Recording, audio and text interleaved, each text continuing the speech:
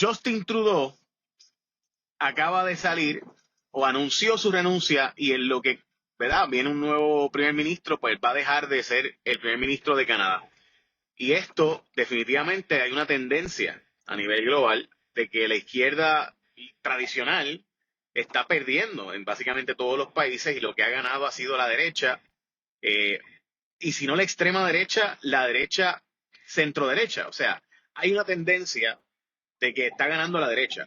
Obviamente hablando de Argentina, Estados Unidos, vimos lo verado de septiembre 6, perdón, lo del 6 de enero, que de nuevo hoy pues hay una vigilancia ridícula en el Capitolio por la posibilidad de que haya disturbios y demás. Obviamente ahora no es la gente de Trump la que perdió, sino que por el contrario, es la que ganó, así que no queremos que pase nada. Y fue una victoria bastante holgada como para que la izquierda, ¿verdad? Haga unos disturbios. ¿Cómo tú ves el hecho de que haya tenido que renunciar Justin Trudeau en Canadá por circunstancias de Canadá?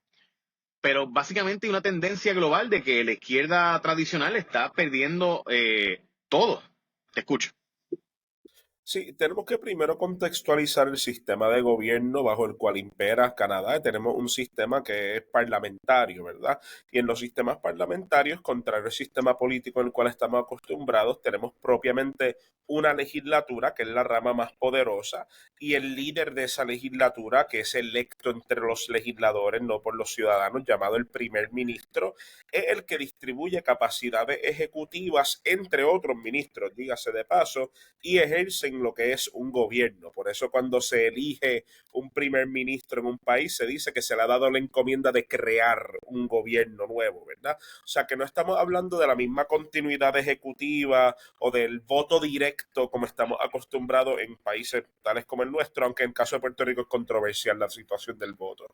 Ahora, ciertamente diremos, ¿verdad?, que dado esa situación y dada la existencia de varios partidos, el rol del primer ministro, más que sencillamente administrar un gobierno, tiene otra faceta, que es asegurarse que exista entre los bandos legislativos una capacidad de negociación y cooperación, ¿verdad? Así que en ese sentido, la causa de muerte principal que hemos visto de muchos partidos, no necesariamente de izquierda, pero como mínimo de centro, inclusive un poco centro derecha, en los sistemas parlamentarios es su incapacidad de crear consenso. Y lo que generalmente ocurre es que no necesariamente existen ciclos electorales grandes como los conocemos, sino más bien existe la voluntad de este parlamento de tener o no tener a esta persona como primer ministro. Así que es bien común, por ejemplo, en el caso de Reino Unido, de que un primer ministro no dure los 4 años de una elección, es común de que se intercambien, de que tengan que ser reelectos. Así que sabiendo eso, sabemos que Justin Trudeau renuncia al cargo y renuncia pues por dos razones principales. Número uno, porque no había logrado asegurar cooperación con los partidos de derecha en su país, que ahora mismo están siendo mayoritarios. Y número dos, porque estaba perdiendo la confianza de su propio partido. De hecho, él recibe dos peticiones de renuncia, tanto de su partido como de la oposición. Y entonces la gran pregunta es, ¿esta renuncia por parte de un líder liberal tradicional suponen alguna capacidad, un reemplazo por parte de la derecha? Y eso es algo que no todavía sabemos en el caso de Canadá, pero sí hay algo que sabemos de Canadá y es que en las últimas elecciones la derecha arrasó a nivel de muchos distritos y que es muy posible que ellos tengan una mayoría ahora mismo decisiva para poder poner, después de muchísimo tiempo, a un primer ministro conservador. Y ahí es que viene la pregunta ¿verdad?, que usted ha hecho, que es la pregunta de cómo esto se refleja a nivel internacional cuando este fenómeno se está dando en tantos países. Y yo creo que la causa principal por la cual se está dando es por el fracaso en alguna forma u otra de la promesa liberal que muchos de estos gobiernos hicieron en los 90.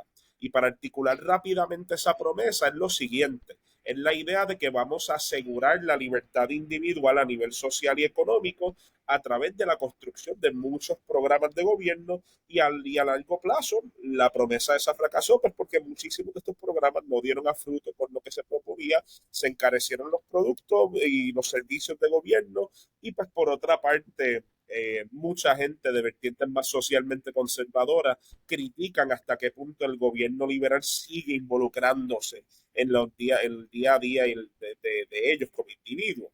Así que esto es un fenómeno casi cultural que está ocurriendo a nivel internacional de mucha gente rechazando el gobierno hipercentralizado, rechazando líderes liberales a favor de figuras un poco más conservadoras y autocráticas. Se vio en Estados Unidos, se vio en Argentina, se está viendo la posibilidad de ello en Francia, se está viendo la posibilidad de ello en Reino Unido y ha ocurrido en Canadá, aunque todavía no tenemos evidencia de reemplazo.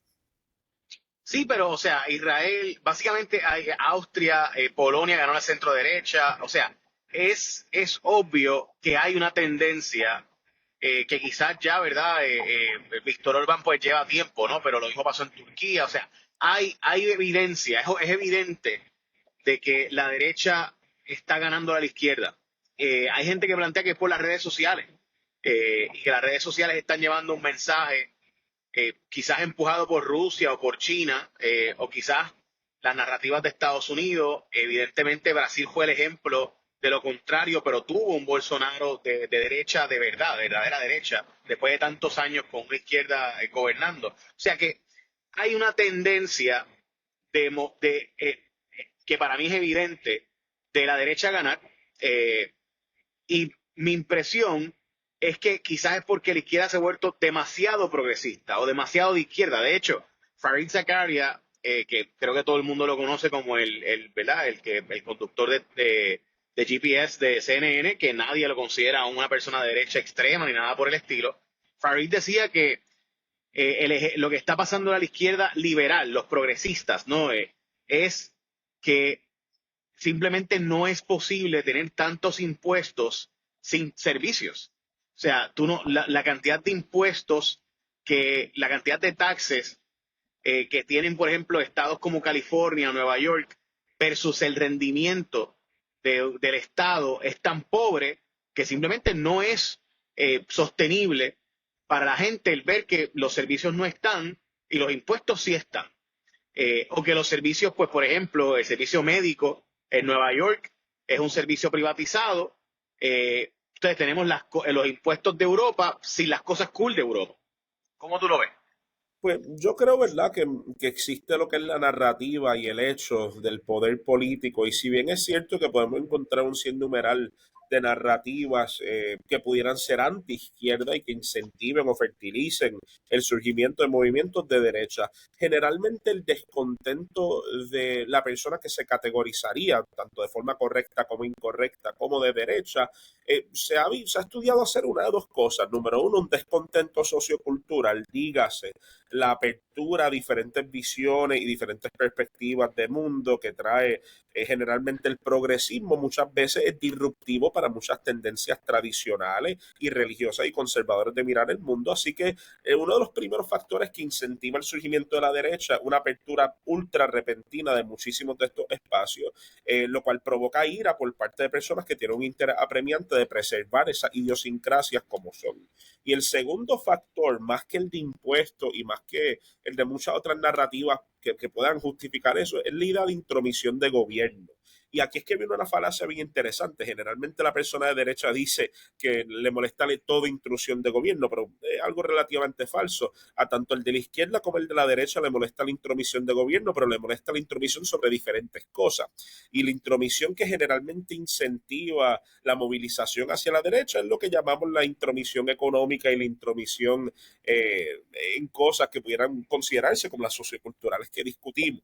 Así que esos dos factores están presentes en todos los gobiernos que pudiéramos categorizar como liberales y progresistas, no necesariamente izquierda, y pues ciertamente son factores que agitaron muchos conjuntos conservadores que se sublevan electoral y políticamente y toman bandera contra ello. Y fue el caso de Donald Trump en el 2016, que apeló a una masa electoral no solamente de los conservadores tradicionales, sino de un montón de gente que no participaba del espacio político, y es el caso de muchas otras figuras políticas también. Ahora, me gustaría proponer también de que lo contrario está ocurriendo en varios espacios en el sudeste de África, al igual que en algunas partes de Latinoamérica, se está dando un efecto contrario con muchos países que eran de derecha movilizándose hacia la izquierda posterior al fracaso de la promesa derechista, que es la idea de autoridad estatal, no intervención, etcétera, al ser revelada como corrupción corporativista. Así que quiero establecerle que ambas O cosas sea están que pasando. Sí, sí, no, de acuerdo. No es en los países tradicionales o que tradicionalmente observamos para compararnos, pero ciertamente sí. Y quizás es el péndulo de insatisfacción después de la pandemia. O sea, básicamente ningún gobierno pandémico ha aguantado o ha logrado sobrevivir las próximas elecciones después de la pandemia. O sea, ha habido una insatisfacción generalizada después de la pandemia como quizás nunca. Quizás de nuevo la era de las redes sociales, que para mí tiene un efecto bien fuerte y es que hace que mucha gente deje de poder negociar porque se convierte en un espacio donde tú estás hablando siempre con gente que piensa como tú y te vas agrupando básicamente con perspectivas muy parecidas a ti y cuando alguien lleva la contraria, pues tú te llegan un montón de personas que como tú atacan a quien lleva la contraria en vez de simplemente razonar o tener argumentos de diálogo entre las partes. Y me parece que tiene que haber un poco de eso, ¿no? Por ejemplo, el Sí, tema de, sí, o sea, el tema de las redes sociales me parece que tiene que tener un efecto muy fuerte en la nueva política y que todavía los sectores liberales progresistas no han logrado, en mi opinión, volver hacia el centro, que es lo que daba la victoria. O sea, la victoria era normalmente la centroizquierda. Nunca la izquierda liberal progresista, o muy pocas veces ha logrado ganar. O sea, Bernie Sanders no logró ganar ni de los demócratas. Y eso tiene una explicación. O sea, la gente, el cambio hacia lo que llamaríamos progresista, pues es difícil. Y requiere tiempo, y requiere educación, y requiere perspectivas donde se calibre ese péndulo hacia cuánto a la izquierda tú vas a ir. Pero si no hay espacio de diálogo y negociación, porque yo estoy viendo que todo el mundo piensa como yo en las redes sociales, pues entonces nunca voy a lograr ganar, porque el cambio entonces o la perspectiva distinta no va a lograr penetrar en la mente de la mayor parte de la gente porque no hay diálogo. sí, y coincido, ¿verdad? A nivel de lo que es la sociología digital, es bien interesante notar cómo ese fenómeno sí se ha dado. En efecto, los espacios de los medios sociales han creado tribalismo ideológico, en lo que en inglés llaman tribus de pensamiento, y son esas instancias históricas donde uno se junta tan y tan y tan lealmente con algunas personas que le es inconcebible el reto a ellos, y aparea el reto intelectual a una idea como un ataque a su persona y a sus seres queridos también. Y eso es bien característico en las épocas de polarización política, así que con o sin medios sociales me parece que hubiese ocurrido. No obstante, los medios sociales ciertamente han ayudado a que este fenómeno se expanda y se canalice. No por eso quiero proponer que hay que restringirlo en lo absoluto, tampoco estoy diciendo eso, pero ciertamente es interesante notar ese impacto. Por otra parte, hay un factor, ¿verdad?, bien importante de los medios sociales, y es que como esas tendencias se refuerzan algorítmicamente, ¿verdad? Desde donde uno ve el contenido que uno quiere, etcétera, pues se crean como burbujas de conocimiento. Así que sí, ciertamente los medios sociales han facilitado mayor polarización en estos espacios y mayor odio y desdén también. Eso es muy importante decirlo. Así que eso es importante. Pero no obstante, en cuanto a lo otro, he de decir que también yo creo que es importante diferenciar entre lo que es progresismo y lo que es izquierda, porque sí hay progresismo de izquierda y hay un grado de progresismo de derecha, ¿verdad? Y la idea del progresista es una persona que supone o sugiere un cambio sustantivo a la forma en la cual opera una sociedad o un gobierno, ¿verdad? Ahora, sea ese cambio bueno o malo, pues es perspectiva de la persona que lo propone. Pero generalmente los ciclos abruptos de progresismo, que son altamente expansivos y fuertes, pues generalmente engendran mucho descontento por parte de las otras personas. Y ya que estamos hablando de asuntos internacionales, podemos discutir el caso de Siria. Siria en los 60, en los 70 fue dominado por Hafez al-Assad, cuyo hijo recientemente lo sacaron del poder. Y Hafez al-Assad, dentro de todos sus aliados, era un líder relativamente progresista, en el sentido de que quería eliminar el control total del Islam sobre el país y favoreció un grado a los seculares, pero con esa serie de reformas que él movilizó, agitó tanto y tanto y tanto a la oposición que se acabó creando una serie de conjuntos insurgentes e islamistas que hasta el día de hoy están luchando en Siria. Así que todo líder que propone un grado de progresismo tiene también de atarlo de forma responsable, como bien tú dices, a una campaña gradual educativa que haga de las personas que están en oposición o entendedores de lo que se propone o disidentes todavía con capacidad de ejercer su voluntad. Eso es muy importante. Y en el caso de muchos de estos países, dígase Estados Unidos, Canadá, Reino Unido, Francia, ese fenómeno no se está dando. Y en tanto se siga dando, ¿verdad? Que el gobierno impone un ideal por cuán bueno o malo sea, pues ciertamente agita un conjunto electoral, que en este caso pudieran ser los conservadores, para reaccionar de forma más violenta o más expansiva y en instancias como esta, sacar un primer ministro y ocupar el gobierno. Ok, tengo una última pregunta, un último planteamiento. ¿Podrías darme un ejemplo de progresismo de derecha versus progresismo de izquierda? Sé que tú eres el profesor del tema, así que te preguntaba, o te pregunto precisamente porque ese es un asunto que alguna gente entiende que el progresismo siempre es de izquierda, lo cual sabemos que no. Pero me gustaría que dieras ejemplos para que tuviéramos el espacio precisamente de qué es progresismo de derecha y qué es progresismo de izquierda. Si te acabas Sí, de dar sí, un bueno, ejemplo consigo. tenemos que, ¿verdad? Diferenciar el diccionario político estadounidense al cual estamos acostumbrados del diccionario científico con el cual estudiamos la política. Y, ¿verdad? Vamos a tocar varios de estos conceptos rapidito. Izquierda generalmente supone la idea de que yo creo en un gobierno central que se involucre altamente en las dinámicas sociales de la sociedad. Derecha, generalmente un gobierno un poco más laxo, si vamos a irnos por la dimensión un poco más liberal y dicho de paso, un gobierno pues que apueste a la individualidad y a la liberalidad del individuo. Cada uno de estos extremos tienen distorsiones cuando le sumamos autocracia versus libertad. Hay gobiernos dictatoriales de izquierda, hay gobiernos dictatoriales de derecha, al igual que gobiernos totalmente descentralizados y casi anárquicos de izquierda y de derecha. Así que separamos esos conceptos en un momento dado y ahora miramos, ¿verdad? Dos polos opuestos, progresismo y conservadurismo. El conservador es aquella persona que argumenta que el patrón de ser de las cosas, sean religión, ideología, economía, cualquier tema, debería preservarse porque es para el bien de los que participan de ello, versus que el progresista, una persona que supone que se debería cambiar ciertas cosas y movilizar ciertas enmiendas. Y podemos hablar, por ejemplo, del progresismo de izquierda, como por ejemplo, ¿verdad? La movilización de la causa de derechos de las personas LGBTQ, que es ciertamente una campaña que ha sido en gran parte apadrinada por las personas catalogadas de izquierda, vis a vis por lo que supone de intervención estatal y lo que supone es que vamos a expandir las consideraciones protectivas de gobierno a esa comunidad para protegerlos de discriminación. Un progresismo de derecha pudiera ser lo que está haciendo Japón en el presente, donde por mucho tiempo la ideología japonesa por los pasados 80 años ha sido que vamos a retener un ejército doméstico local que sirva como una guardia nacional para no entrar en conflicto con nadie que nos rodee.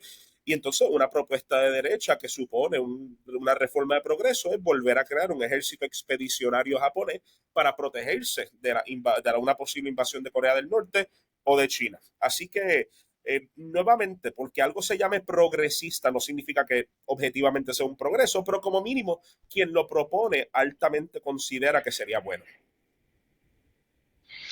Eh, en el caso nuestro, para terminar con Justin Trudeau, o como tú lo dices en francés, yo no, o sea, yo no puedo decir, él y el padre, ¿verdad? Pues el papá estuvo 800 años, el gran primer ministro, ¿verdad? Y de hecho, el aeropuerto, de la provincia que ven lleva su nombre, así que es como Luis Muñoz Marín para nosotros, ¿no? Uh-huh. Eh, es una figura extremadamente importante, de hecho su biografía es una biografía bien interesante porque era maestro de escuela, no, en fin. Eh, Aquí ¿Por te lo qué crees que cae su gobierno? con el caso de Trudeau, pues él ciertamente por su incapacidad de poder crear un lazo de cooperación electoral con la derecha, que estaba haciéndose una mayoría en el Parlamento.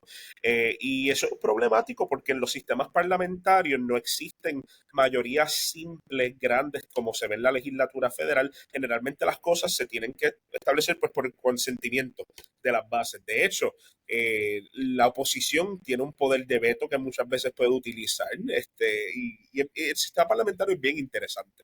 Pero en el caso de Canadá, pues muchas de las propuestas que el Partido Liberal querían canalizar necesitaban de la aprobación de una emergente mayoría conservadora, cosa que Trudeau no logró conseguir. Y en tanto eso haya sido el caso, ellos prefirieron solicitar su propia renuncia y los conservadores sumarse a esa petición antes de que el mismo Parlamento lo votara de forma dramática, de que el Partido Liberal cogiera un golpe masivo y también para ellos todavía tener control sobre quién sugerir como heredero.